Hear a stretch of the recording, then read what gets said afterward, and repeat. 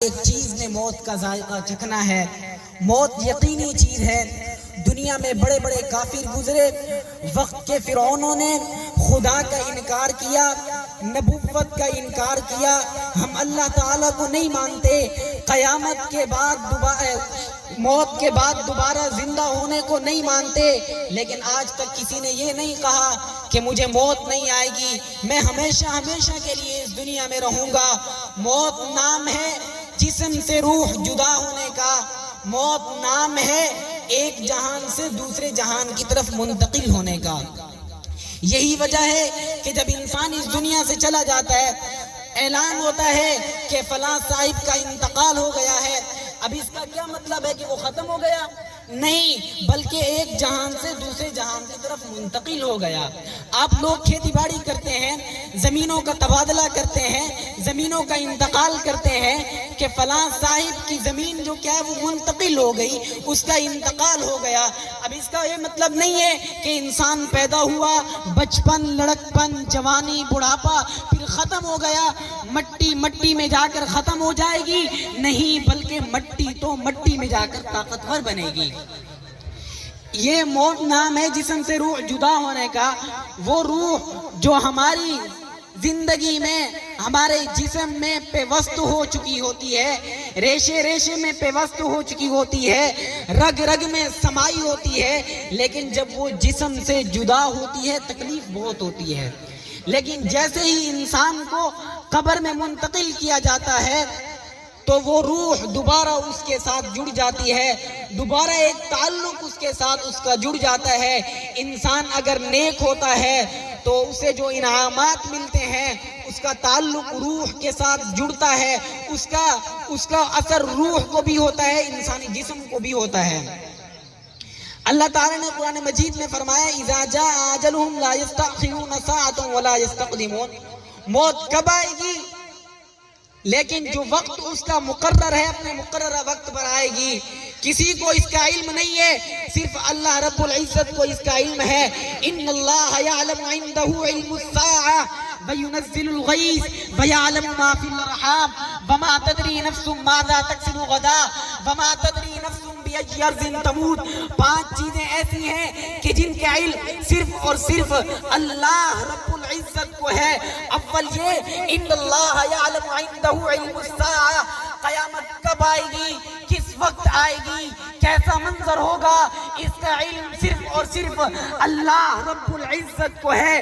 وَيُنَزِّلُ الْغَيْثَ، بارش کب آئے گی، کس وقت آئے گی، کتنی آئے گی، اس کا علم بھی صرف اور صرف اللہ رب العزت کی ذات کو ہے۔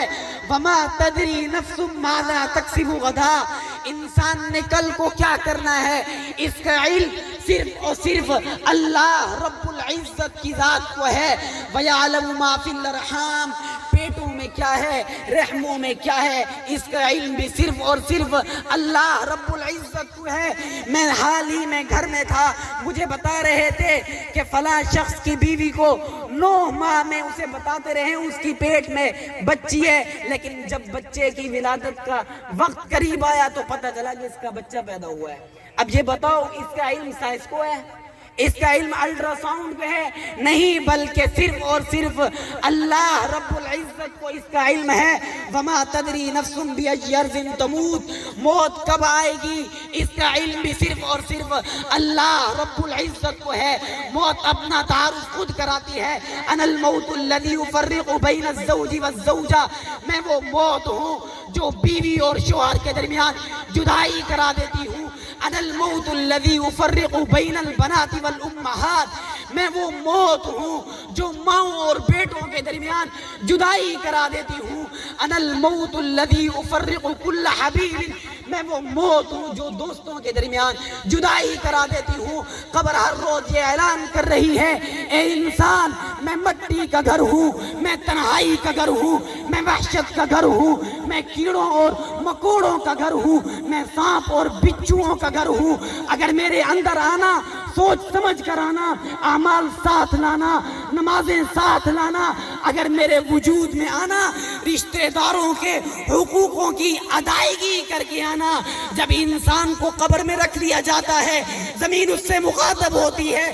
اگر انسان نیک ہوتا ہے تو زمین اس سے مخاطب ہوتی ہے, اے انسان, دنیا میں جتنے انسان میرے اوپر چلا کرتے تھے ان میں سب سے زیادہ تو مجھے پسندیدہ شخص لگتا تھا.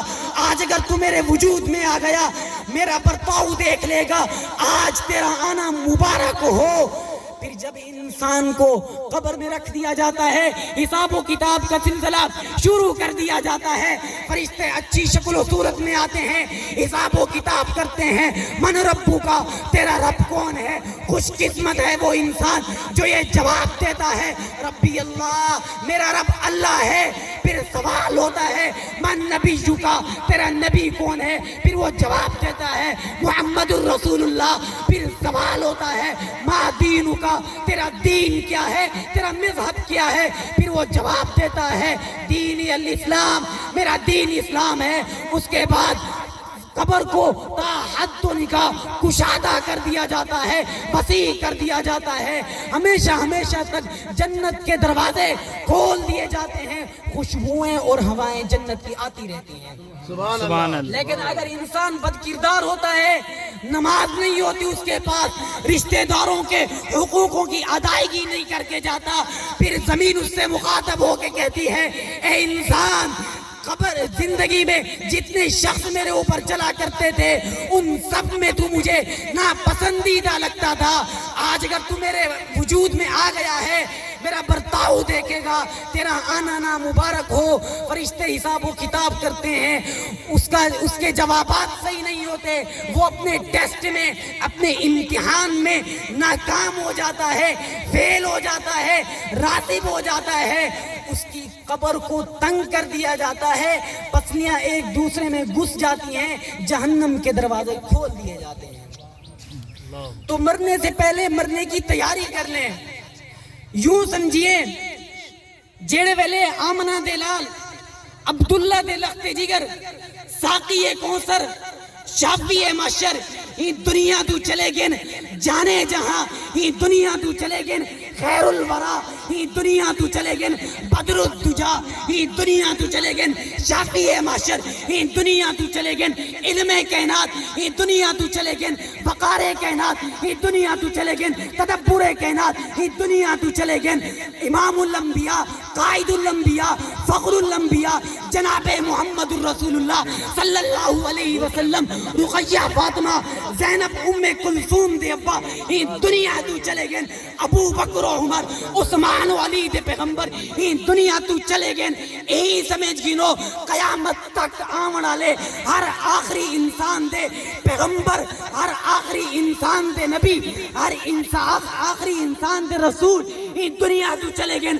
قیامت تک آمن والے ہر آخری انسان نے بھی دنیا تو چلا بننے.